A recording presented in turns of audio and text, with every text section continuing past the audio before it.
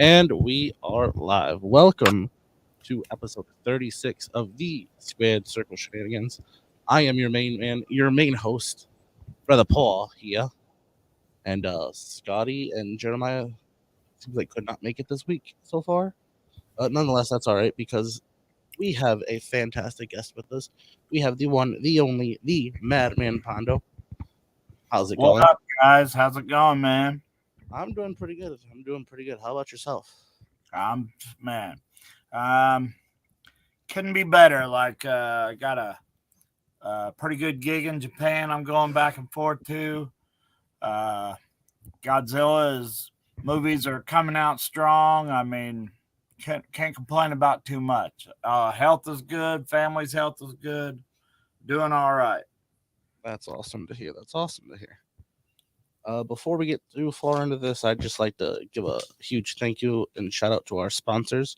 So, with that being said, I'd like to give a huge shout out to The Mint Cannabis, FU Wrestling, 8 Mile Vodka, Amaya's Fresh Mexican Grill, Lane's Pizzeria, Muggsy's Bar and Grill, IWR, Dudes Talking Wrestling, Pro Wrestling Age, Craving Sports Cards and Collectibles, The Little Brown Jug, and our newest one, Smokers Society.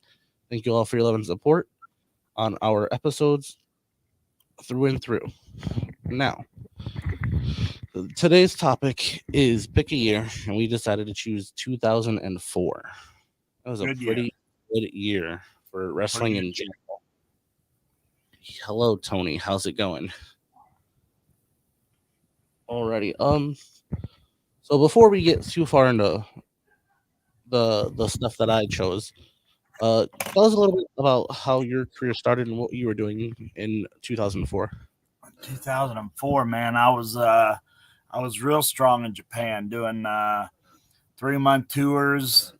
That was where the second circus death match happened, where there was a barbed wire net on. Well, they put it on the second rope, and then there was 3 tiers of balconies, and I beat Roji Ito in that. But yeah, I'm gonna admit that put me down for a bit. Because so when me and JC Bailey did it, it was all one stream, this way and then this way. Well, Big Japan, they didn't know that, and they just cut piece for piece for piece. So when we hit it, we just went straight through it. But yeah, man, I was touring Japan. I barely did anything in America that in 2004, but I did do the Gathering of the Juggalos, which I'm sure you're going to want to talk about later. Absolutely. And what was going on in 2004. But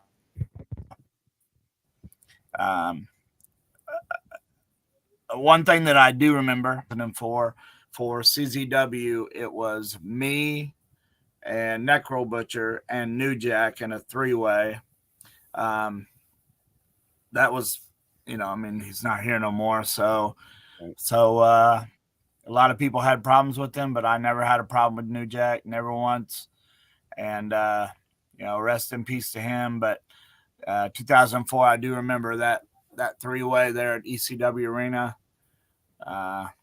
Couldn't have thought of anybody better that I'd want to do that with. That was the main event of the CZW show. Absolutely crazy.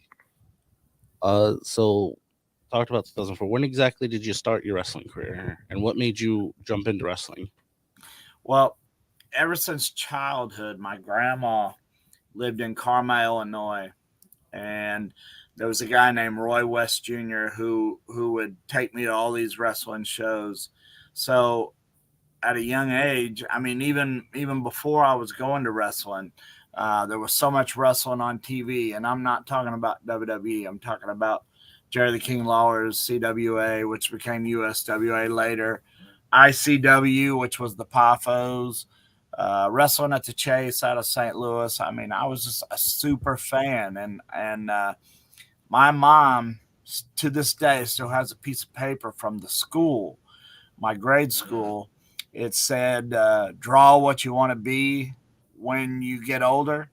And kids were drawing firemen and policemen and doctors and and kiss asses were drawing teachers, but my paper has a wrestling ring with two stick figures going at it, and it says, I want to be a professional wrestler. So if that tells you how long I wanted to be a professional wrestler. Absolutely.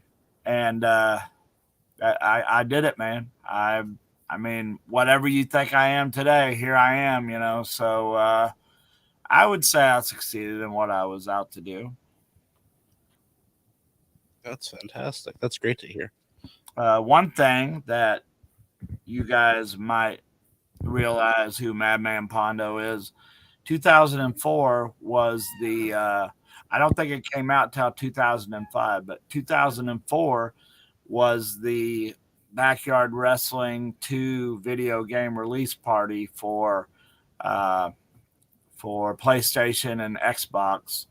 Wow. And there was just the who's who at that, like Sunrise Adams and Teresa Patrick. Insane Clown Posse was there. Yep. I wrestled Supreme in the main event. And then after I pinned Supreme, New Jack came out and jumped off a bus and put me through a table. Yeah, man, just all types of really cool shit that wrestling wise for me happened in 2004. That's But mostly in Japan. That's wild. Two really good stories from you and New Jack already, just in the first like 5 minutes. That's fantastic. That's it. That's wild. Speaking of New Jack, what other type of legends have you worked with in the past that you could throw out and let us know about? Oh man, Terry Funk. I mean, that was my big one, Terry Funk. I always go after the guys that people are afraid to wrestle. So I wrestled Vader. I wrestled Perry Saturn. I wrestled. Oh, come on, Pondo. My brain. I've gotten it beat out so much over the years. Understand. Manny Fernandez. Nobody wanted to wrestle Manny Fernandez. I'll wrestle Manny Fernandez. You know, and the list goes on and on. Honky Tonk Man, Jerry the King Lawler, Kevin Sullivan. You know, I could sit here and waste all your time trying to remember all of them, but You're good. Yeah, just too many to go. All right, well, let's kind of continue that question. Who would be your favorite that you'd say that you've wrestled then? It had to be Terry Funk. I mean, when people ask me my best 2 matches of my career, the first one was with Toby Klein at one of the Tournament of Death. I can't remember. It was 2004 Tournament of Death. It was me versus Wife Beater. I think the very next year would have been 2005. Would have been me versus Toby Klein with the worst ending I could have ever thought of. That pencil board gimmick that got my bloodstream and messed me up for 6 days. But 2005, excuse me, that's one of my favorite ones, me versus Toby Klein. And then, of course, it has to be winning the JCW belt off of Terry Funk in 2005. That's, I mean, who else has that on their resume, you know? Right, absolutely. No doubt. That's fantastic. So once again, we're in 2004. So, did you watch any matches that you'd say you enjoyed in 2004? Man, if I did, I'm so sorry. Like, for real, I'm just curious. I've gotten my brains beat out so much. I know you've been around. So, like, is there any that you? Okay, is there any that mention a match? If you mention a match and I've seen it, we will talk about it. But as far as not going through the internet and figuring out what matches I was in, I can't remember shit. No, you're good. It's all right now.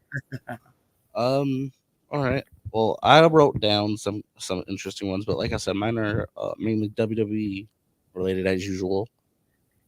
So my first few have to do with Randy Orton, Ric Flair, Triple H, and Shawn Michaels, just to name a few. What was that company? What was that faction's name? That was Evolution, but that wasn't exactly all of them. That was 3 out of the 4 that I named. Batista was the other one in that. Yeah, man. I spent a lot of time in Japan, so I didn't really get to watch too much wrestling in Yeah. America. That is. Ooh, okay. Who is your favorite Japanese wrestler to work with? Man, that's a rough one, man, because they're all really good. They're all You've definitely done a lot. yeah. Once you well, I wrestled Mr. Danger Masanaga. I wrestled Mr. Pogo. Um, Someday I hope to wrestle Onita. Please let me wrestle Onita. I'd like to wrestle Great Sasuke. Um, Nice. but I mean, you can just go down the BJW roster. There's not too many of them that I didn't wrestle back in that day because you got to realize uh, this trip, December 30th, will be trip 46 for me. So if Wow. you can imagine how many of them guys that I wrestled over there, it's so hard to remember them all. But Ito comes to mind, Jackie Numazawa, Homa, uh, Kasai. I wrestled Kasai before he was a scarred up mess. Uh, Wow. yeah, just if you go through the BJW roster, you're not going to find too many that I haven't wrestled. Okay. Okay. Interesting. That's good to know. You've been through it all, huh? That's what you're saying. Yeah. I will tell you one thing I do remember in 2004. Okay. I went before America got the release. I went to Godzilla's Final War in the theaters in Japan. So I wasn't going to miss that, and everybody was like, you're not going to be able to understand it. Well, Godzilla is kind of Godzilla. You figure out things that are going on. So I got to see Godzilla Final War in the theater. Right. Other movies, if you want Yeah. Please. jump out of wrestling. First. Uh, Never a mind. personal favorite of mine, Hellboy, came out in 2004. Right. I loved Hellboy. And just recently, last year, I went and met Ron Perlman. And it's one of those don't meet your hero situations because I Oh, love Ron Perlman, but in person, like he did not want to be there. And oh, then Anchorman came out in 2004. I love Anchorman. One of the best comedy horror movies to ever come out. Shaun of the Dead came out in 2004. Did you ever see Shaun of the Dead? I have. And one of my favorite comedies, Team America, came out in 2004. Yes, I sir. remember all of those. I remember that. That's awesome. Hello, Glitter World. Welcome to the stream. Whoop whoop, Shirley. Um. So yeah, 2004. I've got Randy Orton versus Chris Benoit. SummerSlam 2004 for the Yeah, World nice. Heavyweight Championship. I've got a brutal 3 stages of hell match, I believe it was, or unsanctioned match, one of the two for Bad Blood between Shawn Michaels and Triple H. That one was they were both pretty good in the end. SmackDown, Eddie Guerrero and JBL. Talk about real old school. Eddie Guerrero and JBL. They've been around for a while too. Oh yeah. Going back to WCW and WWF. That one. Um, Shawn Michaels, Triple H, Chris Benoit. 2 different times, Backlash and at WrestleMania. Two hell of a banger matches for that time period for the top three guys during the time. Um, Besides that, we can go to some of the debuts that happened in wrestling for 2004. We've got a young John Moxley, aka Dean Ambrose. There you go. We've got Kazuchika Okada. Did I say that right? Please. Yeah. Okay. Yeah. Okada, I don't know about the first name. Okay. Davey Richards, Maria Kanellis Bennett, Christy Hemme, Orange Cassidy, Pac, aka Neville, Zack Sabre Jr., Asuka, QT Marshall, Seth Rollins, and a few others. They all debuted in 2004, which is crazy because a lot of them are top guys now or Yeah. have for the past few years. And just, oh, that's a good question. Who, if you could wrestle anyone past or present in WWE that you haven't, or AEW or anything, who would you like to wrestle? Well, it always comes up Bruiser Brody. Absolutely. I would have loved to got to wrestle Bruiser Brody. Um, uh, Like a cactus or a man or a man. I never did get to wrestle Cactus. He at a convention called Monster Mania, he promised me before he retired he would wrestle me, and then he retired, and then of course he don't remember that, or he says I never did that, which yes he did, but I never got to wrestle Cactus, but a guy named Joe, um, oh shit, I forgot his Joe McDonald. He runs Primos out of Denver, Colorado. It was me, him, uh, Chewy Martinez, and Mosh Pit Mike, and Mick Foley was the referee. So that's about the closest that I got in there. Um, oh shit, who would I like to wrestle? Ah man, I mean, I did say Great Sasuke and Onita. Yep. In America, who would I like to wrestle?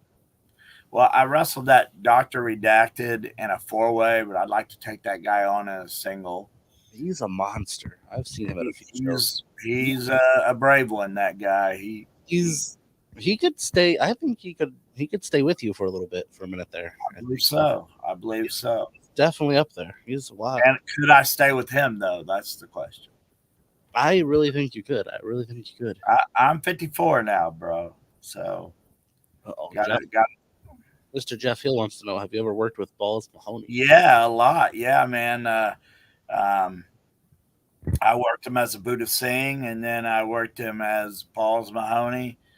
I worked him California, CZW. It seemed like when nobody wanted to wrestle somebody, they always called me and said, "Hey, would you come in and wrestle this guy?" And Balls was 3 or 4 of those. Yeah. What and yeah, we all have bad habits. Absolutely. Balls had bad habits, but everyone has. Of course, yes, Jeffrey. You can't wrestle Balls without getting one of those chair shots. Monster chair shots, huh? They did seem pretty devastating from what you could see on TV. They were that's part of the memory loss. I'd let them brains get beat right out the back of my head. Wow. So I've heard this story. I've heard a few stories from Jeff, so now I'm just curious because I hear it all the time. He always says that if you're gonna hit, you gotta hit for real, basically at certain times, or they did. I am a firm believer in not doing that. Okay. This business is, it's meant to make it look that way. Absolutely. And if you go in there, okay, so I was wrestling a guy one time, and he just hauled off and hit me right in the face, and I just stopped and stared at him, and then he did it again. Right. After the match, this is what I explained. I said, "Listen, if you punch me straight in the face, it stuns me, and I just look at you. Or if you give me one of these, I can react, but I can't react to you really punching me in the face." And I've had to punch a few just to show them, hey, I'm not that guy, and I don't care to teach class in ring with the crowd sitting right there. I will punch them in the face. I'll say, "Do you want one of these, or do you want one of these?" And of course, it's always one of these. So, I'm not a firm believer in that. Let's hit each other hard shit. I all my stuff. Everybody thinks that I'm killing people. Tournament of Death. I put Matt Tremont in a tree of woe. Put a stop sign in front of him. Threw a bowling ball at it. Oh. And the people just turned on me like, "Oh my God, look how unsafe Madman Pondo is." No, Tremont was the safest one in the ring. So I don't know. In my opinion, no, that's not true. I'm not a stiff, hard guy. Right. I can't go to shows without people treat me like I'm a stiff, hard guy. Like, people are so afraid to get in the ring with me, and then after they get done, they're like, Oh my God, that was so easy. I'm like, yeah, that's what Yeah, this business is. It's not that the difficult. work. Not that difficult. So, all right, that's interesting. That's a good point actually too. That is very true. Um, shoot, what was it? Oh, who do you think has the best ring chemistry with you that you've been in the ring with so far? Probably Necro Butcher. We've wrestled each other so many times. We know where this one's gonna put this one, where this is. I would say me and Necro Butcher probably have the best chemistry. All right, that's a good one. What would you say your biggest accomplishment of your career so far has been? Growing up in my school, I ain't gonna lie, I was a jack off. I mean, the whole kindergarten to graduation, I was just a big jack off. So I don't think anybody would ever think that I would be the one to do a speech in Washington, D.C., in between the Washington Monument and the Lincoln Memorial, where JFK, where Martin Luther King, where celebrities left and right have done a speech at. I did a speech. And not only did I do a speech, I'm not afraid to tell you I rocked that fucking speech. So yeah, I would say history wise, that's my biggest accomplishment. Nice. But life wise, man, I would say my three daughters, and then which I don't tell a lot of people that I have three daughters because the wrestling business is what they are, and I don't want to mess with my family getting mixed in with that. But with the three daughters, I've gotten two beautiful grandchildren. My mom and dad is safe. My brother's safe. So I'd say family was because they really did help me a lot uh, in my wrestling career in the beginning. So I would say my family is my biggest accomplishment. Absolutely. Absolutely. Awesome. All right. That is fantastic. I feel like I've asked this question a lot to a lot of people, so I might as well just throw it out there for you as well. Uh, Throw it. no, you do a lot. You've done a lot of different types of wrestling, and you've wrestled in multiple other places. So this could go anywhere. I'm curious, what's one big piece of advice that you'd give to a newcomer entering the industry? What is the difference between a professional wrestler and a large Supreme Pizza?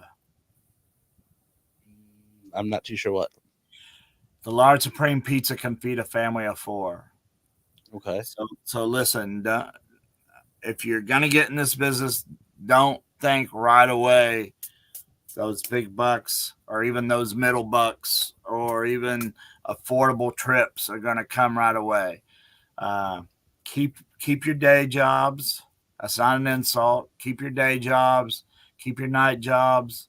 Keep your jobs. Don't quit school. Don't do anything other than your lively things, but make wrestling part of that. Don't make wrestling your life. Make wrestling part of your life to where you can still live. I did it wrong, man. Like I thought I was bulletproof, and there was a lot of meals that I missed, a lot of things I did as a young person that I regret to this day. But the one thing that I never did was let anything get in the way of wrestling, and I'm not really famous. I'm known. That's the word. Okay. So for me to for me to tell you stay in school, stay on your job, that's me telling you, hey, I'm not famous. I mean, Brother Paul knows me, Jeffrey Hill knows me. Some people know me, but um, I can go eat and not get messed with. So Right. I'm Right. not I'm not totally famous. And yes, it was a struggle. It took 8 years for me to even get a decent payday. Absolutely. So do not quit your jobs. Don't quit your schools. All right. That's actually That's actually different than most people, so I'm surprised that that's what came up. I like that answer. It's a very, very good answer. It's I like true. when basically just take it easy and slow. You never know how fast Yes. it can grow. All right. Or how bad you're gonna get injured. So Oh, that's a good one too. Yep. yeah. Careful, be safe. Um, have you pulled any jokes in the locker room, or has a joke been pulled on you in the locker room by chance ever?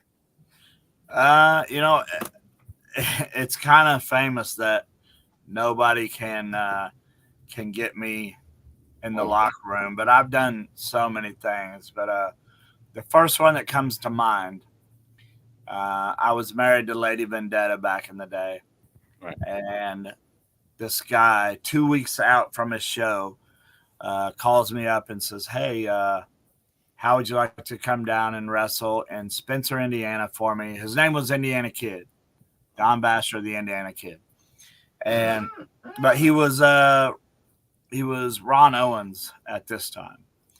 And I said, sure. He goes, yeah, I'll give you blah, blah, blah payout. But all you have to do is come in and wrestle one of my students 5 minutes, and then you can go home. I'm like, all right, cool. You know, so me and the wife at the time, we loaded up and we headed to Spencer, Indiana. And when we got there, every flyer in town, every flyer near the building had main event I know that. Madman Pondo versus Ron Owens in a steel cage match. Whoa. So I didn't even see Ron yet, but I went up to the ring crew, you know, and I'm talking to him a little bit. And finally, I asked him, I'm like, how long have those flyers been made? And they were like, oh man, we've been putting them up for weeks. And I'm like, well, how long? And they said, oh, it's got to be 2 months. So this guy knew this is what happened. This guy made the main event, me versus him, and then was not going to book me, but then tickets started selling out the ass for this thing. So then he thought, oh, well, I better get this guy here. Right. So he comes in the locker room and I said, so Ron, what are we doing in this match? He goes, you know, I'm hometown guy. 10 minutes, I'll pin you. Easy stuff. I'm like, oh, okay. All right. So me and my wife at the time, we had done an autograph session at Little Caesars Pizza. How about that, huh? Who gets to do an autograph session at Little Caesars Pizza? Right, yeah. Well, somehow a breadstick got half a breadstick got down in my bag. So when I found it, it was just a piece of rock, you know, it was so hard. So I got this idea. So I started taping the end of it. And my wife at the time, she's like, what are you doing? I'm like, when I ask you for it, hand it to me. Right. Right. So the match started. He's hitting my head up against cages. I'm bleeding. And then it becomes my time. Right. And he's using a wrench, you know, it becomes my time. I ask her for that object. Good. Right. So she hands me the object and I'm using it on him and he starts bleeding. And after he gets pretty good color, I throw that breadstick out in the crowd. That's crazy. Now, everybody who just saw this thing cut this man's forehead, all get out of the way. And this breadstick hits the floor and breaks everywhere. And everybody's like, What? it's a fucking breadstick. So more or less what I did was goofed him out. He was not happy about it, but I was not happy about, you know, being advertised and not told about it. But that's the one that comes to mind pretty much. That's a fantastic one, actually. I really enjoyed that. That was great. I did enjoy that. All right. Here's an interesting one. Who would be on your Mount Rushmore for wrestling? Whew, that's a big one. Of course, Masanaga, Mr. Danger, Terry Funk. Is this guys that I wrestled, or is this just mine? Also, just people that you looked up to. I'd say Bruiser Brody would have to be on that. Okay. And who would that fourth one be? Man, probably Probably Sergeant Slaughter on that fourth one. I'm a big Sergeant. Oh, I'm a big Sergeant Slaughter fan. So Yeah, maggots. that's right. He was a great one. He was a good one. At ease. At ease. Maggots. So good. That is a good one. Fantastic. I love it. We'll go back to a quick few things from wrestling, and then we'll move on to what everybody or a lot of people want to talk about, of course, which is JCW and the Clowns. All right. Before we get to that, we'll go back to a little bit of other wrestling. So retirements from 2004, sadly. We had Randy Savage, Ron Simmons. Now, is this deaths? Is this also deaths, or is this just retirement? Just retirement so far.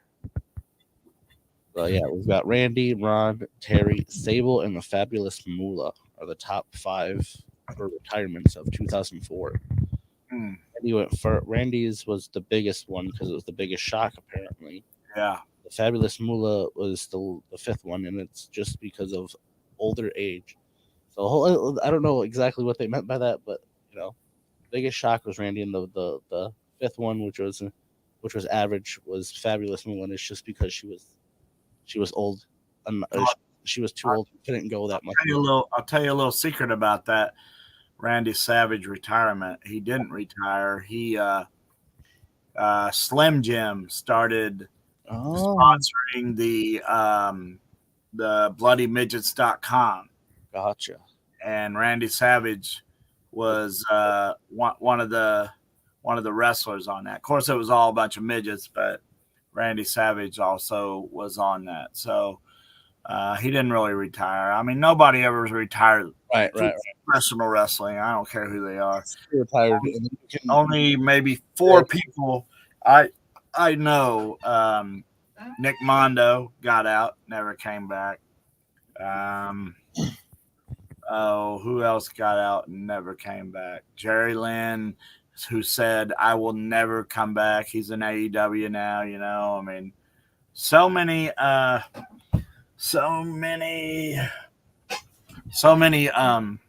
people who say they're going to retire. Here's my fact. I have never said the words that I'm going to quit wrestling because I know I'm going to look like a fucking idiot when I get back in the ring. So I just don't. I've never said those words, but so many guys. Here's another fact about that word. Randy Savage, he can retire. Moolah, they can retire. Right. I don't understand why wrestlers think it's so cool to say they've had a great career and now they're going to retire, because independent wrestlers don't retire. We quit. Retirement means you've been in for so many years and you get a watch and a 401k. None of these motherfuckers are getting that.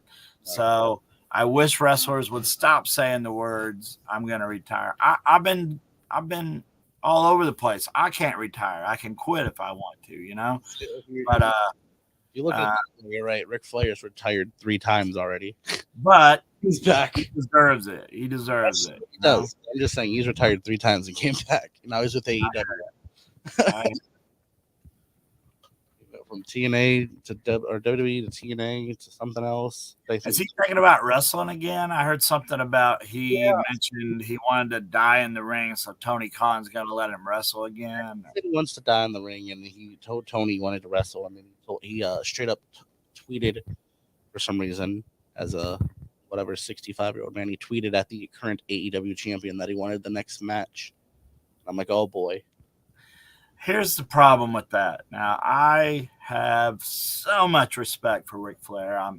I've gotten meet all I met the best horsemen. I met Tully, Arn, Rick, JJ, and Barry Windham. People can say what they want about the other horsemen. Right. That's, in my opinion, the 4 horsemen. No, that's the 4. Yep. Yes. But for Ric Flair to draw the money that he did and draw the crowd that he did for his very final match, just to go to AEW and say, "Hey, I want to wrestle again." I mean, I think that pretty well fucks everybody who bought a ticket to see Ric Flair's final match. Absolutely, I agree. And again, much respect to Ric Flair. And if he was if he was on this podcast, I would not be saying this out loud. If you tell him, you tell him, I'll tell him you're lying. But maybe he passed out a couple times during that last match. Maybe it wasn't. I mean, it's Ric Flair, so yes. Right. The entrance of Ric Flair with the song and the robes, and I mean that could have been it, but no. I mean, then there was some cool moves. I mean, I don't know. I'm not gonna sit here and write down Ric Flair. Love Ric Flair, right? Love Ric Flair. I just wish that he would have made his last match his last match. Well, let's hope it actually is. Like, there's no actual confirmation yet that he's wrestling, but like you said, there is. Yeah, but there's a reason they signed him to a contract. Yeah, but he also did tell Sting he wants to ride out his career with him, so he could just be like a manager type of thing, possibly. I could see that. I thought him and Charlotte Flair. I thought that made a good manager Absolutely team. Yeah, absolutely. Charlotte Flair has the most picture perfect moonsault in professional wrestling, man. Fantastic. It reminds me of a younger, different haired version of like Lita. Lita's was really good as well. So, but yeah, Charlotte's is definitely up there above it. Most definitely. Yes. So, with that, now we come to our few deaths, and we only got 4 main ones, as they say, which would be the one and only Jack Tunney. At the age of like 78, it said at the time. So I'm not sure if it's true, but 78 for Jack. We've got the old school Hercules from WWF, good old James Dudley, and then the final one, the Big Boss Man, 2004. Who was which Dudley was it? James Dudley. James Dudley. James Dudley in 2004. Yes. Which one was James Dudley? He's there. I'm not too exactly sure how they did it, but yeah, when they did it in ECW, where they had the whole Dudley family. Dudley family. Yeah, he was, I think, one of the uncles or cousins of like something, but like they were like actually siblings, like in real life. Oh, gotcha. James and Bubba, but like only certain ones were actually family. I hear you. The whole group, there was like 4 of them that were actually family, but you mean Bubba and Devon aren't really related? I'm not too sure about that one. I know Bubba and Spike, I would believe, are close enough as like a family, but I'm not too sure about the other one. Can't specify if or not that all of them are related. I just know a few, especially are. But that's kind of the stuff I have so far for 2004 that I went. Couple things. 2004. Okay. The Boston Red Sox took the World Series. That is true as well. Yes. They beat the Cardinals in 2004. Mm-hmm.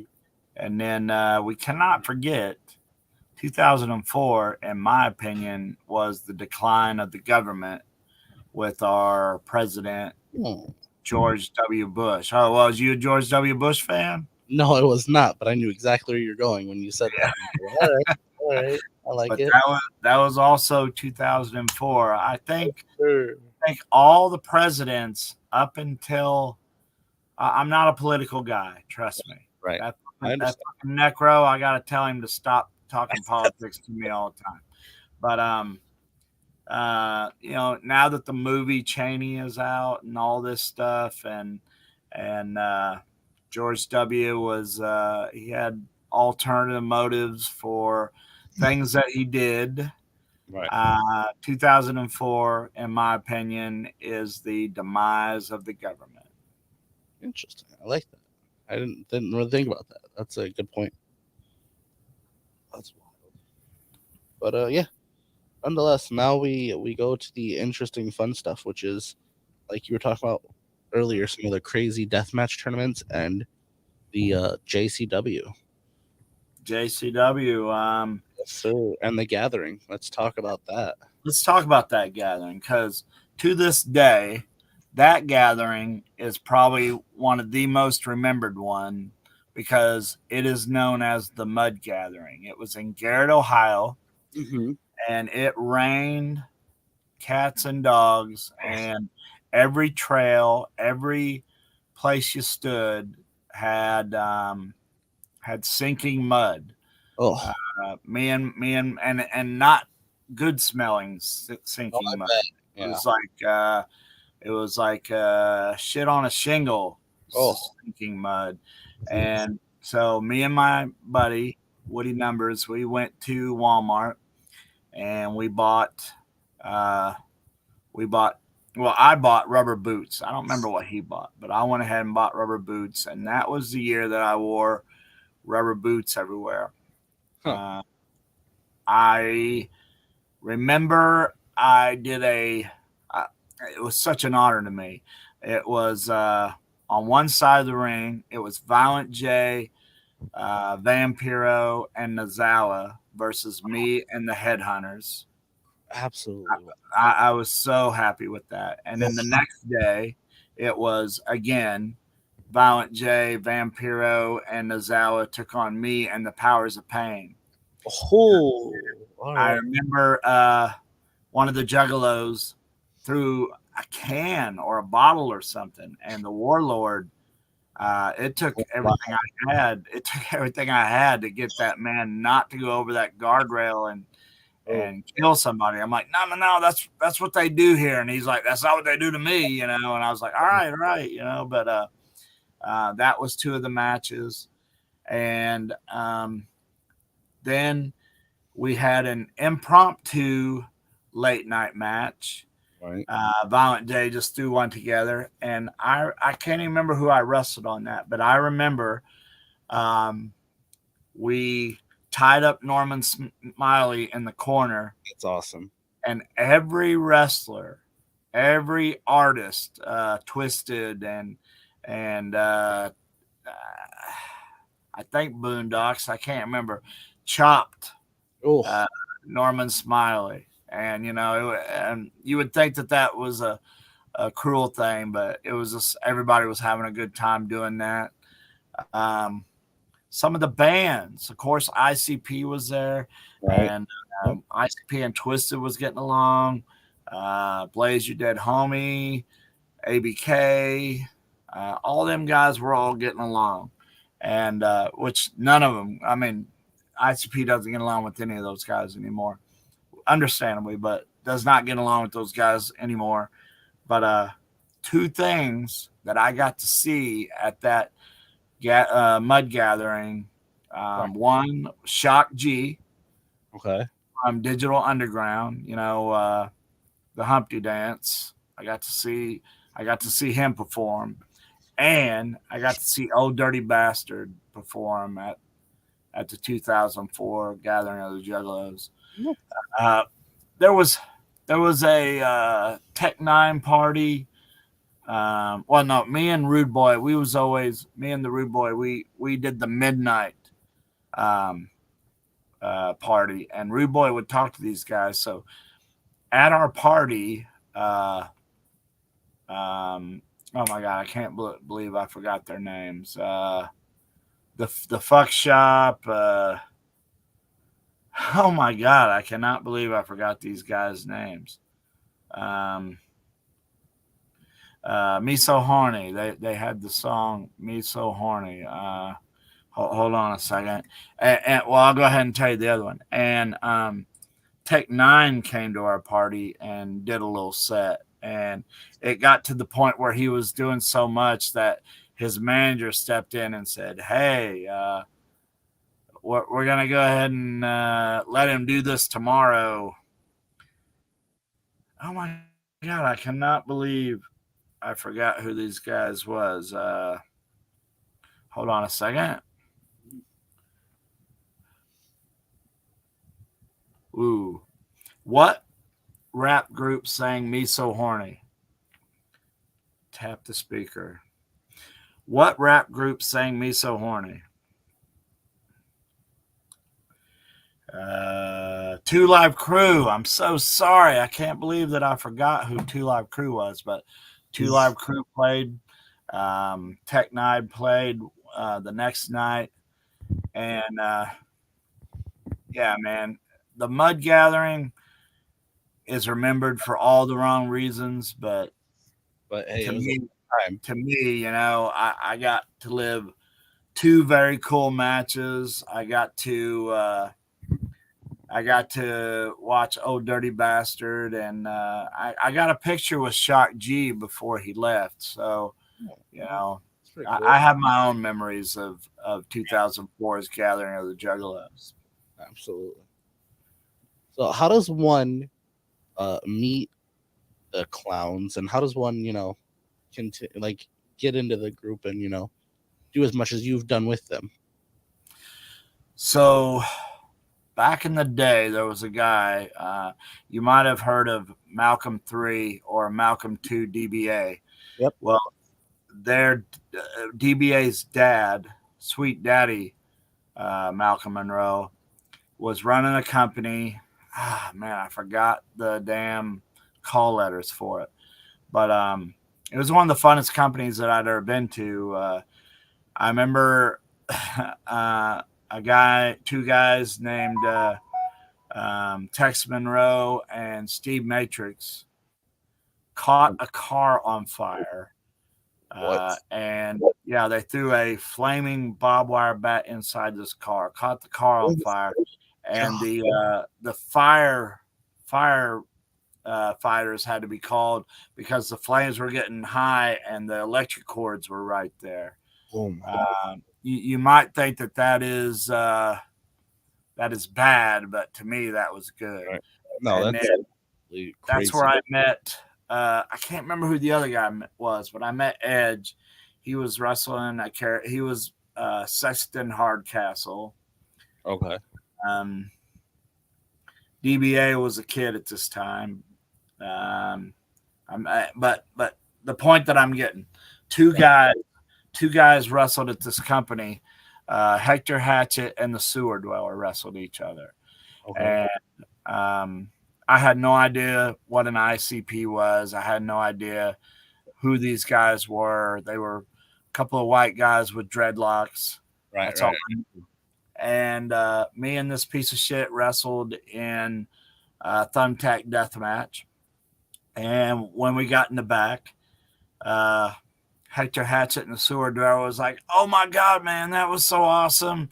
We made a videotape and we dubbed over it." And, so they didn't have one of those, but they gave me a Tunnel of Love CD that when I opened it had Shaggy's head photoshopped on this guy with the biggest cock that I've seen. Oh my God. And they gave me a Super Balls t-shirt that had a penis with a couple of balls with a Superman cape. And the slogan was, "Ain't no bitch too fat, ain't no bitch too whack, ain't no bitch too ugly for Super Balls." So already I'm like, I wonder what these guys are about. Right. But so they're like, "Holy shit, man! Someday we're gonna be, we're gonna start our own wrestling company. It's gonna be big, and we want you to be a part of it." And I'm like, "Okay, cool." Cool. You hear so much bullshit in wrestling, and I had no idea who these guys was, but they were huge fans of death matches. I could tell. So later on, I'm walking around the mall in O'Fallon, Illinois, Missouri. I can't remember where it's at, and I see kids wearing these two guys' t-shirts, and I'm like, "Holy shit, that's them guys! It's the Insane Clown Posse, right?" Oh. So at this point, I didn't even ask them how to get a hold of them. I didn't ask any information. I was like, I was an idiot, I mean, you just hear so much shit in wrestling. Like when the video game was being made, did I believe that? No. So finally, a promoter in Michigan named Dan Curtis passed away. Before that, I'm sorry. ICP ran a show called Stranglemania Live. And one of their requirements to Dan Curtis was find Madman Pondo. We Right. want Madman Pondo on it. Okay. So they remembered me, right? That's And awesome. when I got there, so it was a three-way, me versus two other pieces of shit that I don't even want to mention. But Nice. before that, uh, Lady Vendetta, my wife, was supposed to go, and something happened where she couldn't go. So I wrestled Angel Amoreso in a thumbtack death match, and then went on and wrestled those two pieces of shit in a three-way. I was the one taking all the bumps. ICP saw all that. So then when Dan Curtis passed away, again, they got a hold of me and said, "Hey, man, we really want you to come down and wrestle at this Dan Curtis Memorial show." Right. So they told me to grab somebody to wrestle. So I grabbed Too Tough Tony, Okay. wrestled Too Tough Tony on that show, and the rest is history. Like, me and Tony's been with them ever since then. That's absolutely fantastic. But that's how I got in with the Clowns. Interesting. That's absolutely crazy. Well, we know of course, JCW. So I don't know that much about it because I'm just now getting into the wrestling portion of it. But I do know they have titles, and I knew they have a lot of people. What was it like working with Vampiro? And then, like, of course, if you've won the championship, what was that like? And then, who would you say was like some of your hardest working opponents and best opponents there? I don't think it was for JCW. I think the Rude Boy ran this Taco Fest, but Violent J was there. Not a Taco Fest, like a Mexican concert. Hmm. I think it was called Taco Fest. I can't remember, but anyway, I wrestled Vampiro for that, and of course he was Mexican, I was not, and the crowd was Mexican, so they were throwing things and grabbing people wrestlers that they wasn't supposed to. Well, I made sure that I was crazy enough holding a pair of scissors and a stop sign that they were not going to grab me. And Vampiro always said that was a good job doing that. Hmm. Um, Man, let's just go over some of the names Please. that's been at JCW, because it's probably the longest reigning independent company that's been going, and some of the biggest stars, the Great Muda, um, fucking, oh man, here I go again, man. I don't know, it gets mind blocked. Terry Funk, Dusty Rhodes, Dusty. uh, I heard Scott, I heard some ECW people were there before. Tommy, Sabu, Sandman. all them guys were there. Um, Ultimo Dragon, What is uh, this? Oh, we can continue. Iron Sheik, Crack Pipe on a Pole match with Frank Mullins, Izzy High. Yes, that did happen. Is Uh, he? King So Kong Bundy, okay, uh, the Rock and Roll Express, okay. uh, the Iron Sheik. Well, they just put the Iron Sheik. I mean, yeah, man, like so many stars, and so many JCW made stars like Evil Dead, Mm-hmm. Jump Steady, um, Dysfunction, which is the Weed Man, and the Irish Airborne was the Riders. You know, Right. um, I am happy to say that I was 2 times champion, 3 times tag team champion for JCW. That's awesome. But I mean, if you've been there long enough, pretty soon, they're going to come back around you and give you another belt and all that. Absolutely. And I can't remember what year it was. My plaque is right here, but I am in the JCW Hall of Fame All right, all right. and inducted by Violent J. So That's yeah, man. Like as far as being part of Psychopathic, being part of JCW, it's it's one of the best things in my life. BJW, I always tell everybody, BJW and JCW is the two biggest things in my wrestling life that I've had. And I've been to all 23 gathering of the Juggalos. So you can imagine the shit that I've seen over the years, and I wouldn't take it back for anything. that's completely, or that's absolutely fantastic, completely awesome, absolutely wild.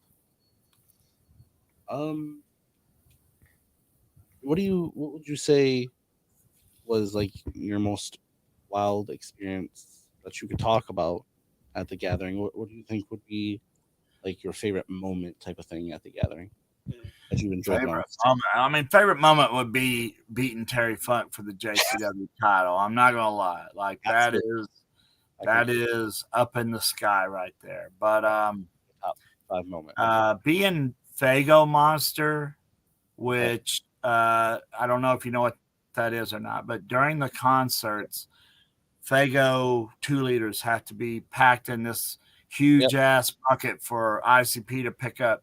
I've done that during their concert. I was Fago Monster, and you can just look out to the Wow. crowd. Um, I I did the not a wrestling tour, but I did the Australian tour for ICP. That was pretty amazing. The first JCW tour ever was 16 guys on a bus. You can't put 5 guys in a van and not have a fight or two, but 16 guys on a bus, and we were just friends and family, and continued to talk to each other on. Putting my hands on girls that I have no business touching whatsoever. I mean, ICP, The Gathering, Psychopathic Records have all been very good to me over the years. That's awesome. That's just it's just wild to hear some of the crazy stories from these places, especially some of the crazy matches. Like I've heard that things get wild, wild there. So I Uh, can imagine. it used to. Like, I was the guy in the beginning that was like, fuck ICP, fuck Psychopathic. And them kids would bombard me with 2 liters and coins and spit and everything. But somehow through all of that, I made it through, and now I'm Now, one one of JCW's favorites. Yeah. so we'll go from we're getting towards the end, so we'll kind of end on some of these last few over here. But now that we talked about some of the fun, cool stuff, let's get into some of the more gruesome, crazy type of things. What would you say is like your most hardcore style match, and like what's like clearly we all know you have your favorite weapon, but like what's some of the most crazy weapons that you've used or have had used on you in the ring? Man, well, I will tell you this: those light tube log cabins you see everybody landing in now. This Yep. motherfucker came up with that. I was the first one Okay. to do that shit. Okay. Um, favorite weapons, man. I really like this baseball bat that I have with the saw blade on it. I really Oh, like it that's a lot. vicious. Oh, Have you ever played Dead Island? yes. That's where that came from. The guy who had one at the Slave of the Death Match tournament for Joe McDonald, Joe McDougal, whatever. Mhm. Uh, he had one, and I wanted to bring it home so bad, and he was like, "Nah, I want to keep it." But as soon as I got home, I had one made, and I've been using it ever since. That's absolutely. Uh, I really like the cinder block on somebody's nuts and hitting it Oh, with a sledgehammer that gets the crowd going every time. But the one that has never failed me has to be that stop sign, man. Like good I old made, Steve. I made that thing famous. That's awesome.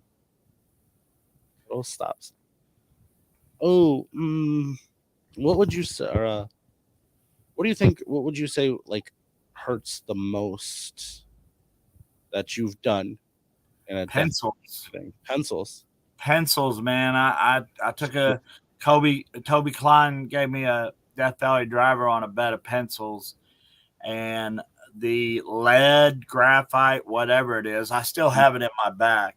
Oh, You can still see all the marks, but it got up in my bloodstream and just oh, fucked me up for 6 days straight. Like, I have heard of other wrestlers getting ready to do that, and I've called them on the phone and say, whatever you do, do not do that. a bad idea.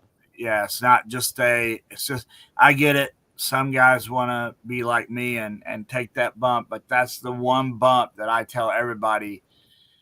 It wasn't even the stabbing, because I got one this close to my asshole.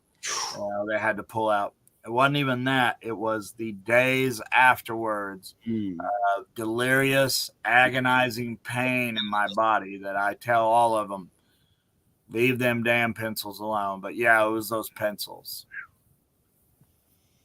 Now, clearly, we've heard the stories. We've seen crazy matches.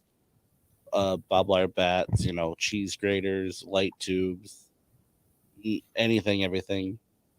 What's one weapon you think is unusual and unordinary that you don't see often that you like to see or that you think should be seen or used more?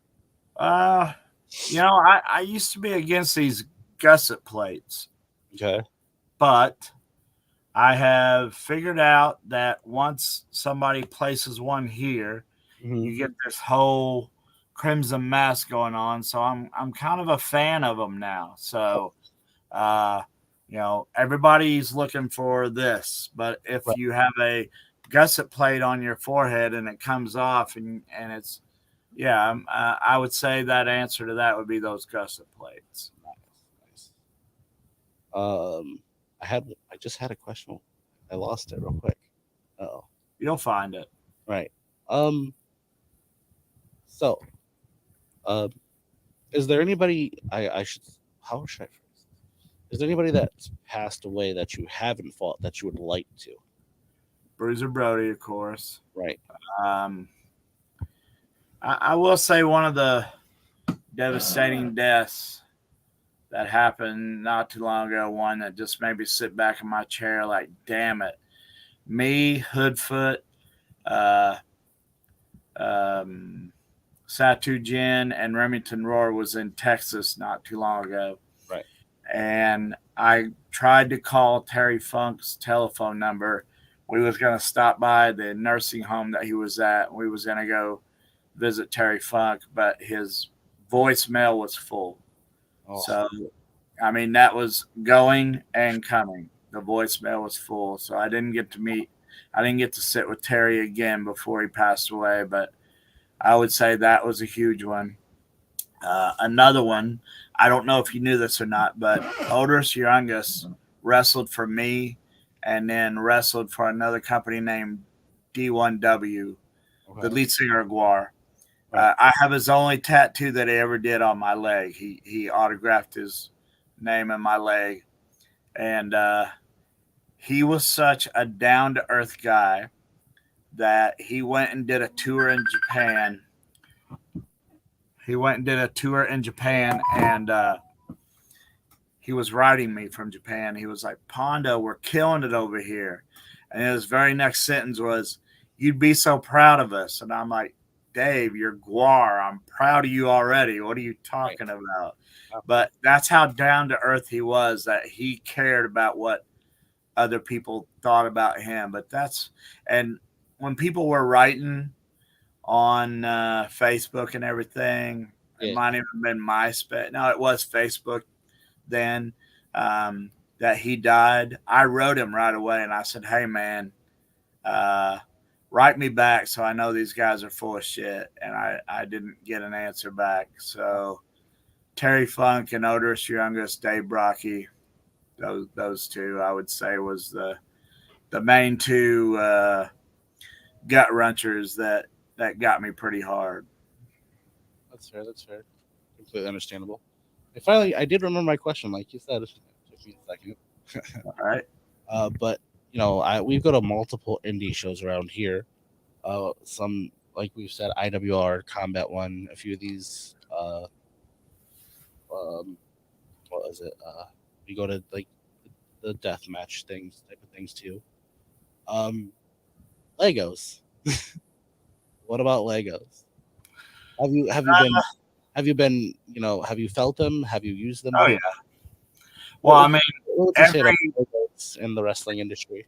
every parent in America has felt a Lego. Oh yeah, almost everybody has. Yes. They've been in your middle of your hallway, stuck in the carpet, and you find them every time. Yep. Landing on a bunch of them, I think the adrenaline of professional wrestling helps out a lot with that, but it's really not as bad as what you think it would be. Okay. And yeah, Legos aren't all that bad. I mean, if I had my my druthers on this and this and this or Legos, I would Right. choose Legos. Okay. Interesting. I like that. Legos here and there. You gotta show the kids a little bit of fun and wildness. As long as you just make sure they're not doing it at home afterwards, then it's okay. But Well, now that I cannot guarantee. have a little fun. Show them the Lego moves. Just That's it. don't do them again. Just don't do it. Well, we've been on for a little over an hour. I think we went through. We went through all my stuff. I've asked all my questions. I think we've had a fantastic conversation. I had a fantastic, great time. Oh, Is thank there you. anything else you'd like to throw out there about Yeah. upcoming stuff, possibly where they can Uh, find anything like that? I mean, I'm going back to Japan in December. I'm very happy about that. But Oh, uh, two things that I did want to talk about. I don't know if you knew this, but I wrote a book called Memoirs of a Madman. I did not. 248 pages of pictures and embarrassing and some Mm, not so embarrassing stories of me. okay. It's probably one of the coolest things I've done in my life. And So where can people find that? How do you get that? if you go to Amazon.com and search Memoirs of a Madman, it'll be there. Okay. Or if you want an autographed copy, you can write John Cosper, the publisher, at eatsleepwrestle.com and he'll get an autographed copy out to you.